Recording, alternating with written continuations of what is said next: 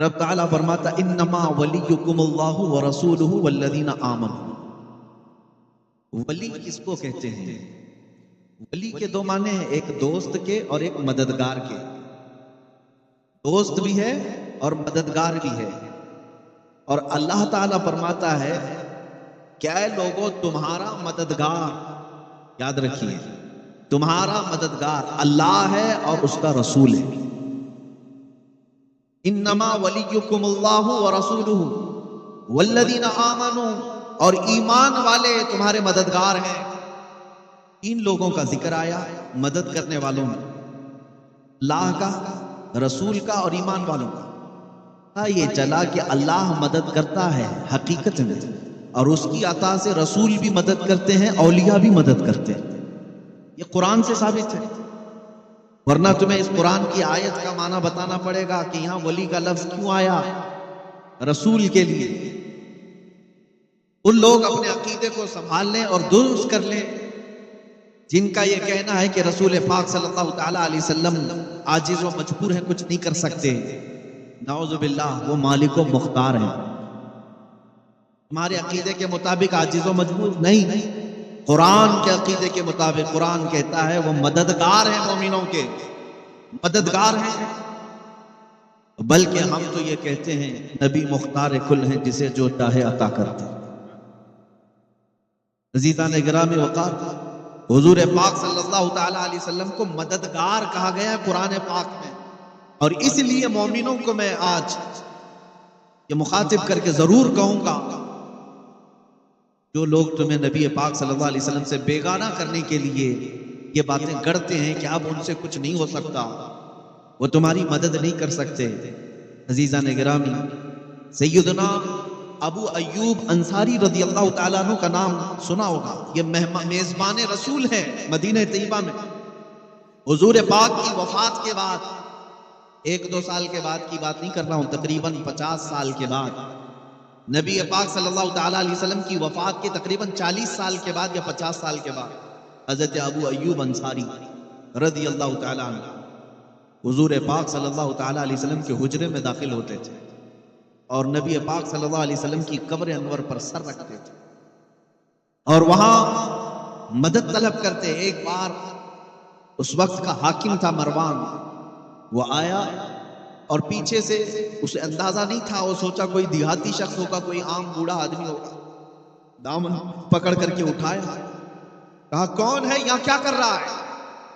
تو انہوں نے ایک لفظ کہا، حضرت ابو ایوب انصاری، اور وہی عقیدہ الحمدللہ بریلویوں کا ہے.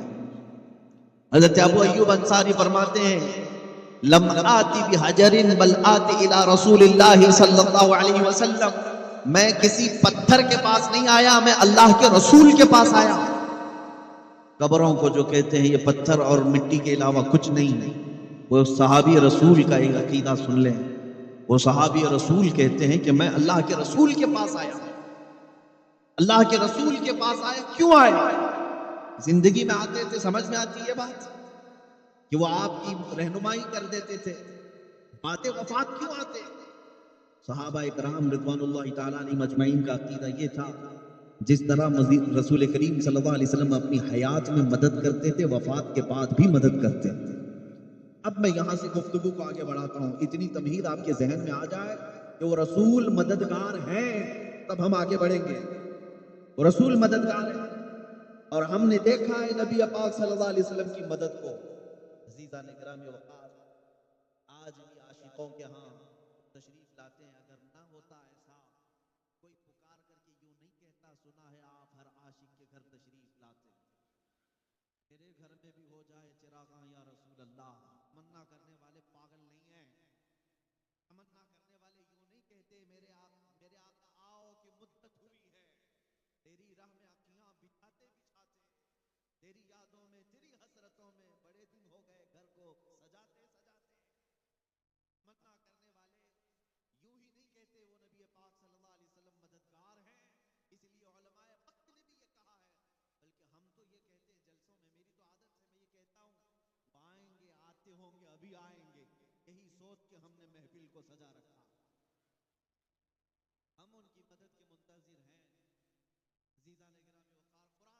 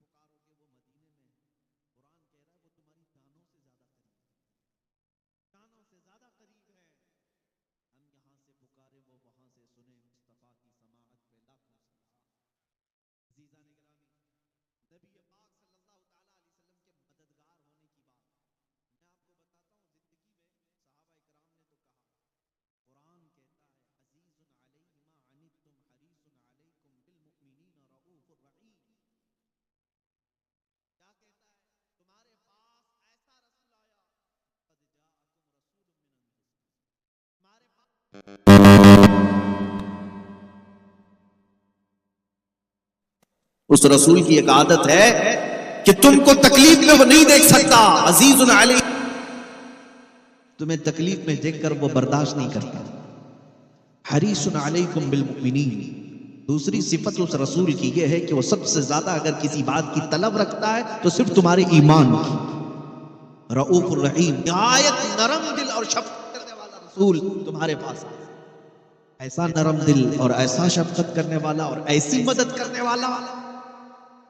مجھے حیرت ہوتی ہے ان ظالموں پر جو آج نبی پاک صلی اللہ تعالی علیہ وسلم کی مدد کا بھی انکار کر بیٹھے۔ اسی کو تو اعلیٰ حضرت امام اہل سنت فاضل بریلوی رحمۃ اللہ تعالی علیہ نے فرمایا، اور تم پر میرے آقا کی عنایت نہ سہی، نجدیوں کلمہ پڑھانے کا بھی احسان گیا، آج لے ان کی پناہ، آج مدد مانگ ان سے، آج لے ان کی پناہ، آج مدد مانگ ان سے، کل نہ مانیں گے قیامت میں اگر مان گیا۔ ان کے متعلق تم یہ کہتے ہو کہ مدد نہیں کر سکتے، آؤ میں تمہیں حدیث رسول عرض کرتا ہوں۔ مسجد نبوی شریف کا ممبر ہے، اللہ کے حبیب صلی اللہ علیہ وسلم خطبہ دیتے تھے، پہلے عصا لیتے تھے، آپ کے ہاتھ میں ایک لکڑی ہوا کرتی، پھر جب ممبر بن گیا تو نبی پاک صلی اللہ علیہ وسلم نے اس لکڑی کو چھوڑ دیا، اس عصا کو مسجد کے باہر چھوڑ دیا۔ روایت یہ ہے کہ جس دن نبی پاک صلی اللہ علیہ وسلم اس لکڑی کو لیے بغیر ممبر پر کھڑے ہوئے، مسجد میں کہ رونے کی جیسی آوازیں آنے لگی، تو اللہ صلی اللہ علیہ وسلم یہ کیا بات تھی؟ اللہ کے حبیب صلی اللہ علیہ وسلم ارشاد فرماتے ہیں، اس لکڑی کو جب میں ہاتھ میں رکھتا تھا یہ فخر کیا کرتی تھی، اور جب میں نے آج اس کو چھوڑ دیا میری جدائی کے غم میں وہ رونے لگی، اور اس کا رونا مجھے دیکھا نہ گیا، میں خطبہ چھوڑ کر کے اتر آیا، اور پھر جب اس کو آ کر اپنے ہاتھوں میں اٹھا لیا پھر اس لکڑی نے رونا بند کر دیا۔ عزیزان گرامی وقار، نبی مکرم صلی اللہ تعالی علیہ وسلم کی جدائی میں اگر ایک لکڑی روئے وہ رسول پاک کو گوارا نہیں ہوتا، وہ ممبر مدینے کا چھوڑ کر اتر جاتے ہیں۔ تم امتی ہو، تم مصطفیٰ کریم صلی اللہ علیہ وسلم کی جدائی میں اگر رو تو کیا یہ بات ممکن نہیں ہے کہ وہ نبی مکرم صلی اللہ علیہ وسلم اسی طرح آج بھی ہمارے گھر تشریف لا سکتے ہیں، جس طرح شرف الدین بوسیری نے اپنے حجرے میں لقوا اور فالج کی بیماری میں پکارا تھا، امن تذکری جیرانی مدی سلمی مزجت دمعا جرا من مقلة بدمی ام حبت الریع من تلقاء کاظمت واومض البرق في الظلماء من عظمی فما لعینیک ان قلت ففاہمتا وما لقلبک ان قلت استفق یہمی ایحسب الصف ان الحب منکتم۔ اتنا وہ عطا کرنے میں سخی ہے جس کو شاعر نے کہا تھا، اتنا دیا سرکار نے مجھ کو جتنی میری اوقات نہیں، یہ تو ان کا کرم ہے ورنہ مجھ میں تو ایسی بات نہیں۔ میرے کریم سے گھر قطرہ کسی نے مانگا، دریا بہا دیے ہیں، دربے بہا دیے ہیں، واہ کیا جود و کرم ہے، شہ بتا تیرا نہیں سنتا ہی نہیں مانگنے والا تیرا۔ اس رسول کریم صلی اللہ تعالی علیہ وسلم کو قرآن نے جب مددگار کہا ہے، ہر عاشق رسول انہیں آج بھی مددگار سمجھتا ہے۔ میں ایک واقعہ پڑھتا ہوں، میرے دل میں بڑی تسلی ہوتی ہے اور سینہ مضبوط ہو جاتا ہے۔ سیدنا امام احمد بن حنبل، چار اماموں میں سے بہت بڑے امام ہیں، اس محدث کا نام میں عرض کر رہا ہوں جن کو 5 لاکھ حدیثیں یاد تھیں، 5 لاکھ حدیثوں کے حافظ امام احمد بن حنبل، لیکن حالات کے شکار ہو گئے، وقت کے ظالموں نے ان کے ساتھ بہت برا برتاؤ کیا ہے۔ امام احمد بن حنبل کو وقت کے خلیفہ نے گرفتار کر کے ننگی پیٹھ پر کوڑے مارے تھے، ایک حق فتویٰ دینے کی وجہ سے، شریعت طاہرہ کا اعلان کرنے کی وجہ سے۔ ہر زمانے میں آزمائشیں ہوتی رہی ہیں، ستیزہ کار رہا ہے ازل سے تا امروز، شرار بولہبی سے چراغ مصطفی بھی ہمیشہ یہ رہا ہے۔ ظالموں نے اپنے قوت کو آزمایا ہے، طاقت کو آزمایا ہے۔ کیا میں بے ستر ہو جاؤں گا آج؟ اللہ کے رسول صلی اللہ تعالی علیہ وسلم کی احادیث کی خدمت کرنے والا ایک امام اپنی تہبند کھسک رہی تھی تو رو رہا تھا۔ مجھے حیرت ہوتی وہ نوجوان قیامت کے دن کیا جواب دیں گے جو آج بغیر کسی کے سختیوں کے اپنے کپڑے پھاڑ پھاڑ کر پہنتے، اپنے سطر دکھا دکھا کر کے گھومتے، وہ کیا جواب دیں گے بارگاہ الہی؟ تمہیں آج کسی نے سختی کی ہے کہ اس طرح کے کپڑے پہنو کہ تمہاری ران بھی نظر آنے لگے، تمہارا جسم نمائش کا اس قدر جو شوق ظاہر کرتے ہو؟ میرے عزیزو بڑی پکڑ ہے اس کی، سخت ترین پکڑ ہے۔ اس امام احمد بن حنبل کو سوچو جن کی تہبند صرف ناف سے نیچے آنے لگی تو رونے لگ گئے کہ میری تہبند نیچے آ رہی ہے، تھوڑی ہی دیر کے بعد ان کی آنکھوں سے آنسو نکلے کہ مولا یہاں کون مددگار ہے، یہاں کون مددگار ہے؟ حکومت ظالم کی، کوڑے مارنے والا جلاد کوئی نہیں ہے۔ اچانک تاریخ میں یہ بات ملتی ہے، 2 ہاتھ غیب سے برآمد ہو اور مضبوطی سے ان کی کمر پر لنگی کو باندھ دیا، تہبند کو کس کر کے باندھ دیا، اور اس کے بعد امام احمد بن حنبل جو رو رہے تھے مسکرا پڑے، ہنسنے لگ گئے، اور وہ جلاد کوڑے مارتے مارتے اچانک رک گیا۔ کہا کہ احمد بن حنبل کوڑے پڑ رہے تھے اور تمہاری لنگی کھل رہی تھی، تم رو رہے تھے، یہ اچانک ہنس کیوں رہے ہو؟ اور تم یہ جو تہبند کھل رہی تھی مضبوط کیسے ہو گئی؟ میرے عزیزوں، شاید انہوں نے اپنی زبان حال سے یہی کہا ہوگا جو امام اہل سنت نے کہا تھا، ان کے نثار کوئی کیسے ہی رنج میں ہو، جب یاد آ گئے ہیں سب غم بھلا دیے۔ ہاں، محمد بن حنبل نے کہا، اے جلاد تو اپنا کام جاری رکھ، جس کے لیے کوڑے کھا رہا ہوں وہ ذات میرے سامنے ہے، وہ ولی ہیں تمہارے۔ قرآن کہتا ہے انما ولیکم اللہ ورسولہ، بے شک اللہ اور اس کے رسول تمہارے مددگار ہیں۔ آج ان حالات میں آپ سے یہ کہتا ہوں، در در کی ٹھوکریں کھا کر کے ہم نے دیکھ لی، بہت ساری جگہوں پر لوگ یہ کہتے ہیں یہ مدد کریں گے وہ مدد کریں گے، تمہارا قبلہ کیوں بدل گیا میرے عزیزوں؟ تمہارا ڈائریکشن کیوں چینج ہو گیا؟ کل بھی تمہاری مدد جہاں سے آتی تھی وہیں سے آج بھی آئے گی۔ ان کے جو ہم غلام تھے، خلق کے پیشوا رہے، بس چہرہ پھر گیا ہے تو ساری دنیا ہم سے پھر گئی۔ مدد وہیں سے ہونی ہے، اور انہی کے قدموں میں عزت ہے، انہی کی نسبت میں بھی عزت ہے۔ ہم نے بہت مختصر سی زندگی میں دیکھا، بہت مختصر سی زندگی میں دیکھا کہ ہمارے لیے جس جگہ جائیں یہ پھول برسائے جاتے ہیں، کس بات کے؟ یہ ہماری عزتوں کے نعرے کس بات کے؟ یہ ہمارے لیے ممبر کس بات کے؟ اتنا سارا مجمع کس لیے ہمارا انتظار کرتا ہے؟ میرے عزیزوں، ہمارا اپنا کوئی کمال نہیں، یہ صرف اور صرف عزتیں جو ملی ہیں وہ نسبت مصطفیٰ سے۔ تم آج دنیا میں بھی دیکھ لو، عزتیں انہی کے قدموں سے وابستہ ہیں، انہی کے قدموں سے وابستہ ہیں۔ آزمائشوں کے ہم شکار ہو سکتے ہیں، لیکن اعلیٰ حضرت فرماتے ہیں بے نشانوں کا نشان مٹتا نہیں، مٹتے مٹتے نام ہو ہی جائے۔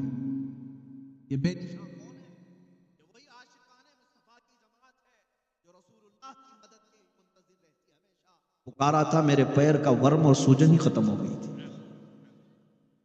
مددگار ہیں رسول تمہارے، اور یہ عقیدہ کوئی نیا گڑھا ہوا نہیں، میں تمہارے سامنے حدیثیں رکھ رہا ہوں، قرآن کی آیت رکھ رہا ہوں۔ عزیزان گرامی، اس لیے ہم اولیاء کرام کی کے درباروں میں جاتے ہیں، اور غوث اعظم کو المدد یا شیخ عبد القادر جیلانی کہتے ہیں، اس لیے کہ قرآن کہتا ہے ایمان والے تمہاری مددگار ہیں، تو اللہ کے ولی کیوں نہیں مددگار؟ وہ مددگار ہیں زندگی میں بھی اور بعد وفات میں۔ کسی کی سمجھ میں نہ آئے تو ہمارا وہ قصور نہیں ہے، لیکن اللہ تعالیٰ جس کے ذہن کے دریچے کھول دے اسے ساری چیزیں سمجھ میں آ ہی جاتی، مدد کہاں کہاں ہوتی۔ عزیزان گرامی، نبی اکرم صلی اللہ تعالیٰ علیہ وسلم کی ذات کی طرف متوجہ ہو جائیں۔ میں اپنی گفتگو ہمیشہ اسی عنوان پر کرتا ہوں اور سمیٹتا بھی وہی ہوں، لیکن چونکہ آج جشن غوث اعظم ہے اور آپ نے سرکار غوث الاعظم دستگیر رضی اللہ تعالیٰ عنہ کے نام سے اس جلسے کو منسوب کیا ہے، تو میں آپ کو یہ بھی بتا دوں کہ وہ کہاں کہاں مدد کرتے ہیں، وہ کہاں کہاں مدد کرتے ہیں۔ تمہیں پتا ہے، میں نے ایک مطالعے میں دیکھا، آج سائنس کی دنیا جس کو اپنا قبلہ و کعبہ سمجھتی ہو، اور سائنسدان، مشہور سائنسدان آئنسٹائن، اور اس نے یہ لکھا ہے کہ دنیا کا کنارہ یہ تو نظر آ جائے، لیکن پوری کائنات کا کنارہ کہاں ہے، یا کائنات میں وسعت کتنی ہے، یہ پتا کرنے کے لیے اس نے کہا کہ 2 کروڑ نوری سال لگیں گے۔ 2 کروڑ نوری سال۔ آپ کو پتا ہے نوری سال کس کو کہتے ہیں؟ نوری سال، نوری سال کی رفتار الگ ہے اور ہمارے یہ شب و روز کی رفتار الگ ہے۔ ہم صبح سورج نکلنے پر اور شام کو ڈوبنے پر 1 دن شمار کرتے ہیں، نوری سال میں یہ نہیں۔ نوری سال میں 1 منٹ میں 80 لاکھ کلومیٹر کا سفر ہو سکتا ہے۔ ایک منٹ اس طرح کے 2 کروڑ سال لگ جائیں کائنات کی وسعت کو پہچاننے کے لیے. یہ جو سائنس کی دنیا میں رہتے ہیں اور صبح شام ان کی اسی لیبارٹری میں ہوتی ہے، ان کی بات میں کر رہا ہوں. 2 کروڑ نوری سال انہیں لگ جائیں. شہنشاہ بغداد یہ کہتے ہیں نظرت الی بلاد اللہ جمعا کخردلۃ علی حکم اتصالی. میں پوری کائنات کو، اللہ کے شہروں کو ایسے دیکھتا ہوں جیسے اپنے ہتھیلی میں رائی کے دانے کو دیکھتا ہوں.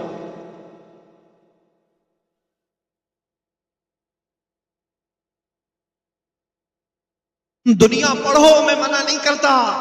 تم ہمیشہ سائنس کو لے کر کے اگر کرامات سے کمپیئر کرنا چاہو تو بہت پیچھے رہ جاؤ گے.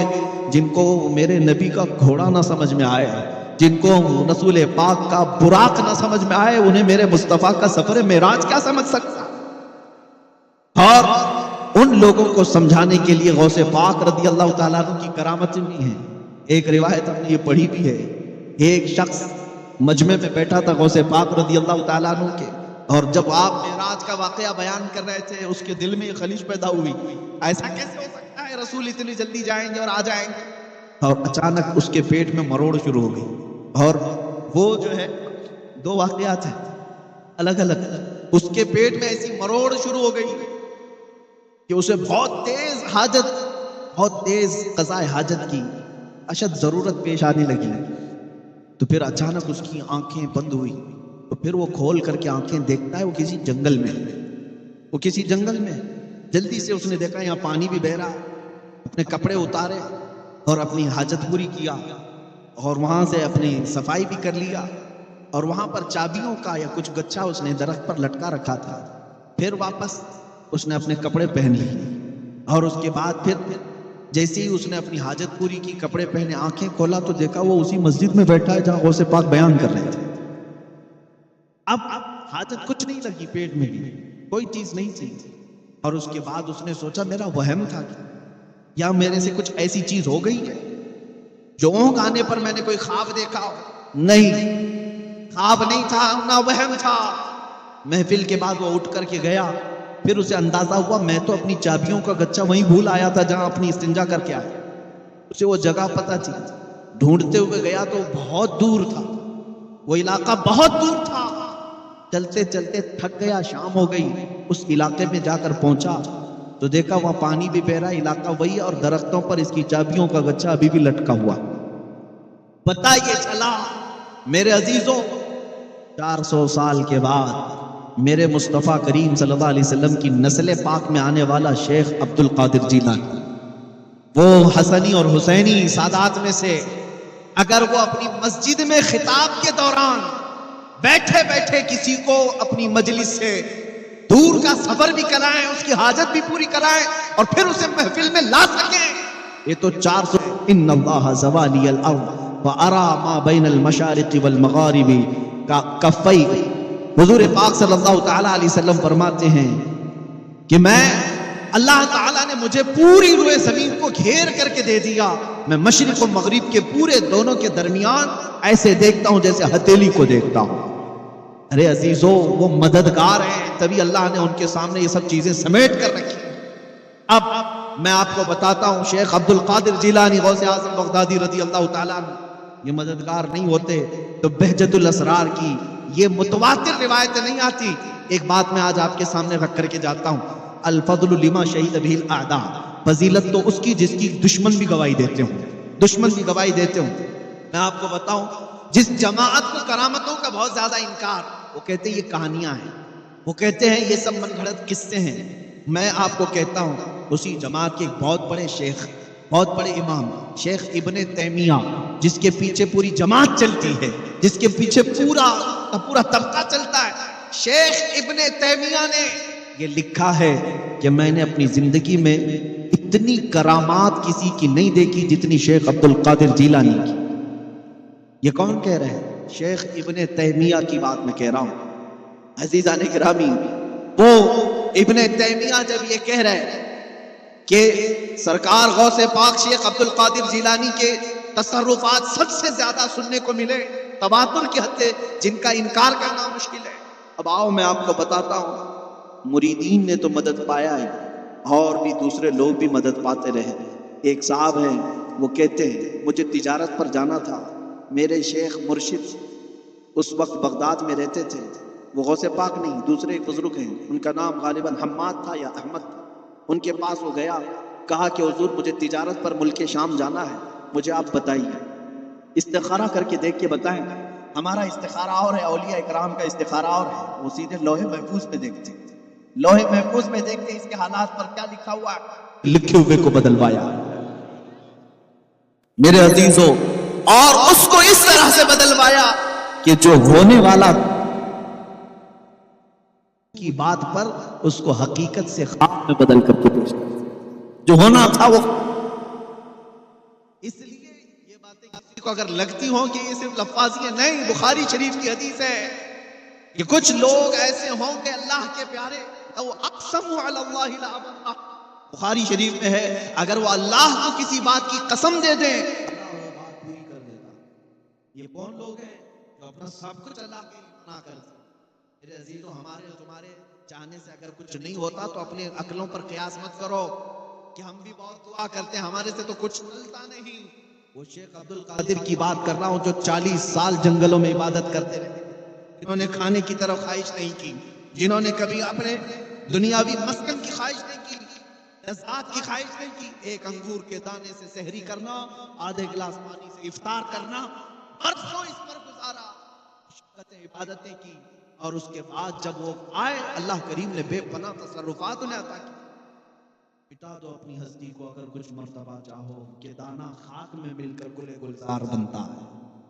اولیاء اکرام اپنی ہستیاں اللہ کریم کی یاد میں فنا کرتے ہیں، پھر اللہ انہیں مددگار بناتا ہے. پھر اتنا ہی نہیں کہ وہ اپنی زندگی میں مدد کرتے ہیں بلکہ بات وفات بھی مدد کیا کرتے ہیں. اللہ تعالیٰ ان کے تصرفات کو قائم رکھتا ہے. باؤ میرے عزیزوں، جب یہ میری گفتگو کا خلاصہ تم نے سن لیا ہے تو اب میں اپنے گفتگو کے اختتام پر آتا ہوں. آج کے حالات میں آپ سے یہ پوچھنا چاہتا ہوں، مجھے بتاؤ کیا یہ نعرہ بالکل صحیح نہیں ہے؟ کیا یہ نعرہ بالکل صحیح نہیں ہے جو ہمارے بزرگوں نے ہمیں دیا تھا؟ کسی کی جے وجے کیوں پکارے کیا غرض ہم کو، کسی کی جے وجے کیوں پکارے کیا غرض ہم کو، ہمیں کافی ہے سید اپنا نعرہ یا رسول اللہ، ہمیں کافی ہے سید اپنا نعرہ یا رسول اللہ. ہم رسول اللہ کے سنت رسول اللہ کی، اور جو بھونکتے ہیں ان سے بھی میں کہتا ہوں تمہیں میرے رسول سمجھ میں نہیں آئیں گے، دیکھنی ہے حشر میں عزت رسول اللہ کی. اور عزیزان گرامی، میں آپ سے مخاطب ہوں، میرے نوجوانوں سے، قوم کے غیور افراد سے، کہ تمہیں دنیا نے کس طرح کے ماحول میں جکڑ دیا ہے، تم صبح و شام کس طرح کی گزار رہے ہو. آج تمہارے چہروں سے وہ سارا غازہ کیوں چھن گیا ہے، تمہارے چہروں کی لالی کیوں ختم ہو گئی، جس کو دیکھ کر کے دنیا ہیبت زدہ رہتی تھی.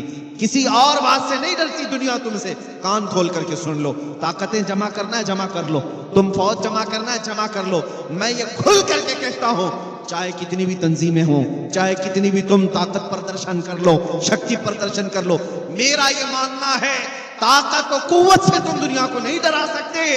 دنیا خوف زدہ ہر زمانے میں رہی ہے تو عشق مصطفیٰ سے خوف زدہ رہی ہے. اسی کو انگریز نے کہا تھا یہ فاقہ کش موت سے ڈرتا نہیں ذرا، روح محمدی اس کے بدن سے نکال دو. دنیا آج بھی اسی کے در پہ ہے. ان کے پاس جو آخری طاقت بچی ہے وہ مصطفیٰ کریم کی محبت ہے، عشق مصطفیٰ کی دولت ہے، ان کی نسبت ہے. یہ آخری دولت ان کے پاس بچی ہے، یہ ختم کر دیا جائے تو یہ زندہ لاشیں ہیں، یہ زندہ لاشیں کچھ نہیں کر سکیں گے. اس لیے میں اس پر فوکس کرتا ہوں. ہر بار میں اس بات کی طرف توجہ دلاتا ہوں میرے عزیز بچوں کو، نوجوانوں کو، کچھ ابھی بگڑا نہیں ہے، کچھ ابھی بہت دیر نہیں ہوئی ہے، سویرا ہے، اندھیرا اتنا نہیں ہوا ہے جتنا کہ لوگ ہمیں کہتے ہیں. میں تمہیں ایک بات بتا دوں، جو لوگ یہ رونا رو رہے ہیں کہ ہم بچھڑ گئے، ٹھیک ہے، انہوں نے ہمارے ظاہری حالات دیکھے. ہاں میں مانتا ہوں کہ نشہ بہت بڑھ گیا ہم میں، اور ان ایجوکیٹڈ لوگ بہت زیادہ ہو گئے، جہالت ہمارے ہاں بڑھ گئی ہے، بے حیائیاں بڑھ گئی ہیں، جھگڑے فسادات بڑھ گئے ہیں، غنڈہ گردیاں بڑھ گئی ہیں. بہت ساری برائیاں آ گئی، یہ ٹھیک ہے، میں مانتا ہوں ہمارے محلے بکھرے ہوئے ہیں، اختلافات میں ہیں، اور اس کے علاوہ یہ بھی میں مانتا ہوں طاقت و قوت میں کچھ بھی نہیں ہے، زیرو ہے، یہاں تک کہ ان کا کوئی نمائندہ نہیں ہے، اور آگے سیاست میں بھی نہیں، قیادت میں بھی نہیں، حکومت میں بھی نہیں، ہماری بات رکھنے والے اللہ ماشاءاللہ دو چند کے علاوہ کوئی نہیں۔ پھر یہ سب چیزیں ہونے کے بعد کبھی تم نے سوچا غور سے، کبھی تم نے سوچا اتنی کمزور قوم ہی ہے اگر یہ، اتنی کمزور قوم ہی ہے اگر یہ، تو 24 گھنٹے یہ میڈیا چینلوں میں بحث کا مدعا کیوں بنی رہتی؟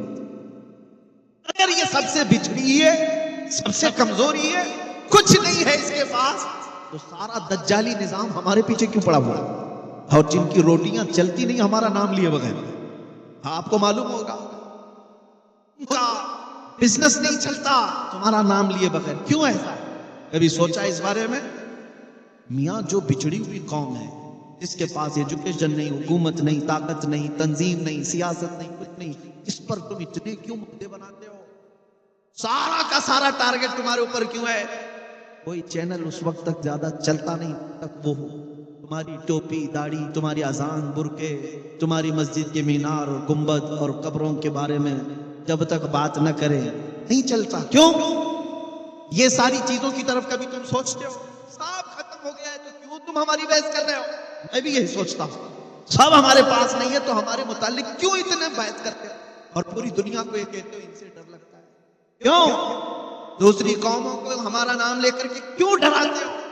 پھر بات سمجھ میں آتی ہے، اقبال نے کہا تھا کچھ بات تو ہے کہ مٹتی نہیں ہستی ہماری، کچھ بات تو ہے کہ مٹتی نہیں ہستی ہماری، صدیوں رہا ہے دور دشمن دور زماں ہمارا، وہ کون سی چیز ہے جس کو اقبال کہتا ہے توحید کی امانت سینوں میں ہے ہمارے، عشق رسول کی امانت سینوں میں ہے ہمارے، آسان نہیں مٹانا نام و نشاں ہمارا، قاتل سے ڈرنے والے اے آسمان نہیں ہے ہم، 100 بار کر چکا ہے تو امتحان ہمارا۔ آج میں تمہاری اپنی حیثیت اور تمہاری ویلیو بتانا چاہتا ہوں، دیر نہیں ہوئی، بہت اندھیرا نہیں ہوا، کچھ چیز تو باقی ہے تمہارے پاس اس کی وجہ سے تم بحث کا مدعا بنے ہوئے، وہ کون سی چیز ہے؟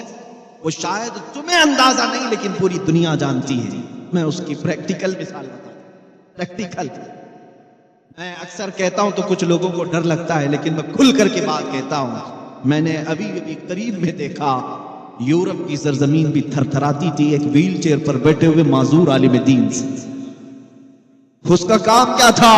بہت دور جس کو تم کھڑی ہوئی قوم کہتے ہو اسی کے چند لوگوں کے درمیان پیروں سے معذور عالم دین اگر لبیک کہہ کر پکارتا تمہارے چولہے ہلنے لگ جاتے تھے، اس لیے کہ پتا چلا طاقت و قوت اس کرسی کا نام نہیں، طاقت و قوت تخت و تاج کا نام نہیں، طاقت و قوت عشق مصطفیٰ کا نام ہے۔ یہ اگر معذور کے سینے میں بھی آ جائے تو دنیا اس سے ہیبت زدہ ہوتی ہے، اس کے رعب سے تھر تھراتی ہے، اور یہ چیز تمہیں اللہ نے عطا کی ہے، تم عاشقان مصطفیٰ کی جماعت ہو، جمع کرو اس دولت کو واپس، کرو اس دولت کو واپس، وہ رسول ہی ہمارے سب کچھ ہیں، وہی ہمارے لیے کل بھی مددگار تھے، آج بھی مددگار ہیں۔ ہر بچے کو اتنا پڑھا دو عشق رسول کہ جنگلوں کی بیابانوں کی کسی بھی وادی میں تمہارے بچے کو تنہا بھی چھوڑے، ہو سکتا ہے وہ ہر چیز کر جائے لیکن عصمت رسالت کا سودا کبھی نہ کرنے پائے۔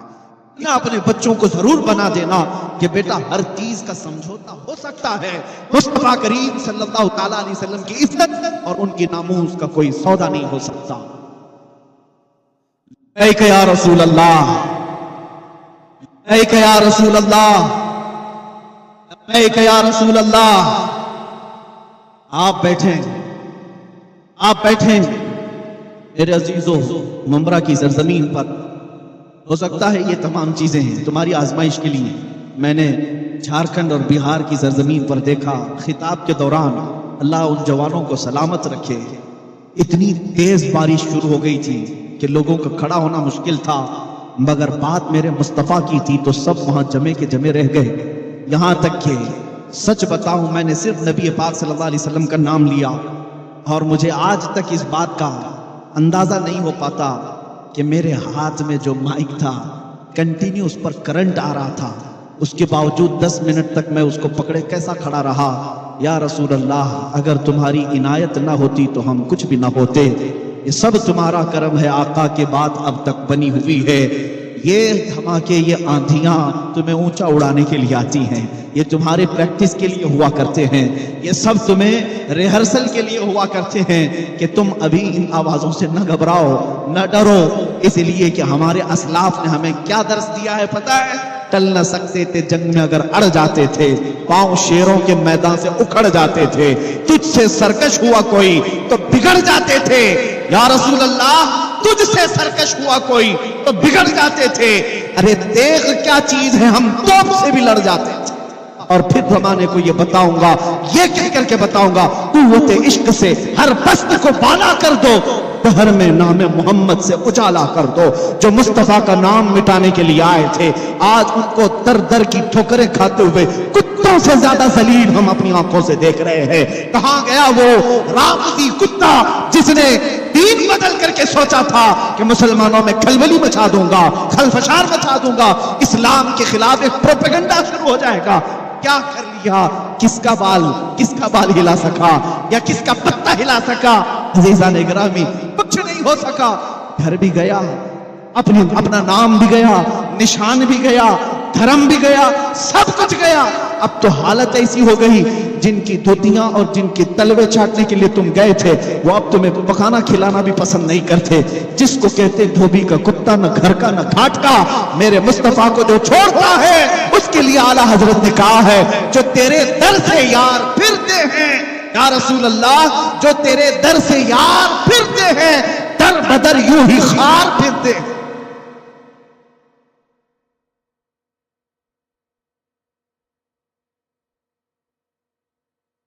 اس لیے اب دعا ہمیں یہی کرنی ہے، کعبے کے در کے سامنے مانگی ہے یہ دعا فقط، ہاتھوں میں حشر تک رہے دامن مصطفیٰ فقط، بس یہ دعا کرو اور اسی پر اللہ ہمارا خاتمہ عطا کرے۔ اے رب کریم ہمارا خاتمہ قریب ہو، دینا ہم سے قریب کر دے اور نبی پاک صلی اللہ علیہ وسلم کی تالیاں ہم سے قریب کر دے، اس لیے کہ ہم تمنا اتنی کرتے ہیں مولا دنیا میں تو نے بہت کچھ ہمیں انعامات دیے، بن مانگے دولتیں دی ہیں، اب ہم مانگ کر تم سے لے رہے ہیں، جب زندگی کا اختتام قریب آ جائے مدینہ قریب کر دے، تیرے مصطفیٰ کے قدم ہو اور پھر میں وہی مصطفیٰ کریم کی بارگاہ میں سلام پڑھتے پڑھتے سو جاؤں، دھوم سے جنازہ مدینے میں اٹھے، شہر مدینہ کا کفن پہن کر دولہا بن کر کے میرے مصطفیٰ کے قدموں میں جنت البقیع میں سونا نصیب ہو جائے، یہی اصل زندگی ہے تیرے دامن کرم میں، جسے نیند آ گئی ہے وہ فنا نہ ہوگی اسے زندگی ملی ہے۔ میرے مرشد تاج الشریعہ یہ فرما کر کے گئے، زندگی یہ نہیں ہے کسی کی کسی کے لیے، زندگی ہے نبی کی نبی کے لیے، نہ سمجھ مرتے ہیں زندگی کے لیے، جینا مرنا ہے سب کچھ، جینا مرنا ہے سب کچھ، جینا مرنا ہے سب کچھ، تو اس طرح کی زندگی گزار کر کے جاتا ہے، جانتے ہو کس شان سے وہ جاتا ہے، تم بھی یہ فخر کر کے جاؤ گے دنیا سے، جنازہ جب اٹھے گا میرے مصطفیٰ کی بارگاہ میں یہ آرزو کر کے جانا اور یہ دعا قبول ہوتی ہے، میں مروں تو میرے آقا یہ ملائکہ سے کہنا، میں مروں تو میرے آقا یہ ملائکہ سے کہنا، اسے کوئی مت جگانا ابھی آنکھ لگ گئی ہے، اسے کوئی مت جگانا ابھی آنکھ لگ گئی ہے۔ ہم نے وہ جنازے دیکھے جن کو کروڑوں لوگ کندھا دینے کے لیے بےتاب نظر آتے ہیں، جنہوں نے مصطفیٰ کریم کے قدموں میں عزت ڈھونڈی، ہم نے حضور تاج الشریعہ کا جنازہ بھی دیکھا اور فنا پر رسول خادم حسین کا جنازہ بھی دیکھا، جس کے کندھے کے لیے ہزاروں نہیں لاکھوں لوگ بےتاب نظر آئے۔ کیوں؟ عاشق کا جنازہ بھی جاتا ہے تو دھوم سے جاتا ہے، وہ یہ آتا ہوا جاتا ہے دنیا والوں، اے دنیا والوں تیرے جنازے پہ رونے والوں فریب میں ہو، بغور دیکھو مرا نہیں ہو، غم نبی میں لباس ہستی بدل گیا۔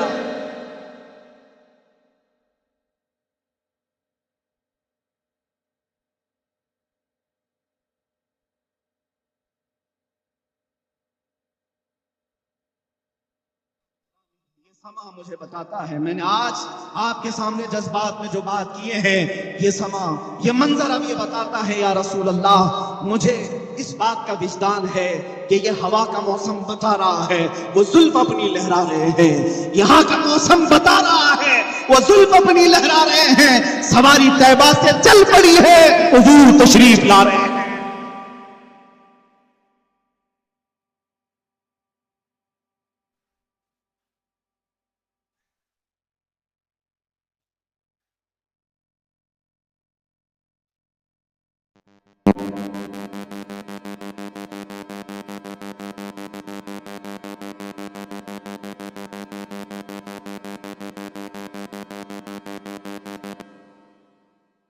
دی اور بہت ٹھوکریں کھا لیا. اب آتا ہوں تمہارے دربار پر اس آس کے ساتھ کہ جو یہاں آیا اسے دھتکارا نہیں گیا ہے. یہاں بڑے بڑے گناہ لے کر کے آنے والے کو بھی سینے سے لگا لیا گیا ہے.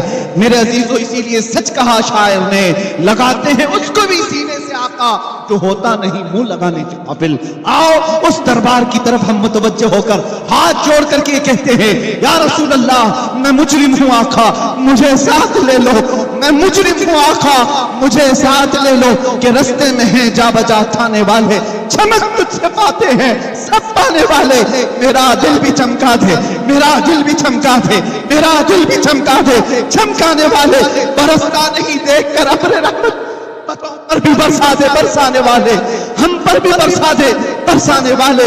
بے ہنر و بے تمیز کس کو ہوئے ہیں عزیز, ایک تمہارے سوا تم پہ کروڑوں درود کر کے تمہارے گناہ مانگے تمہاری پناہ, تم کہو دامن میں آ تم پہ کروڑوں درود, گندے نکمے کمی مہنگے ہیں کوڑی کے کون ہمیں پالتا, تم پہ کروڑوں درود یا رسول اللہ. ابھی وہ امی فدا کا یا رسول اللہ, میری ماں آپ پر قربان, میرے باپ آپ پر قربان, میری اولاد آپ پر قربان, میری دنیا آپ پر قربان. سرکار بس اتنا کرم کر لیں, کام وہ لے لیجئے تم کو جو راضی کرے, ٹھیک ہو نام رضا تم پہ کروڑوں درود. وآخر دعوانا ان الحمدللہ رب العالمین. لبیک یا رب.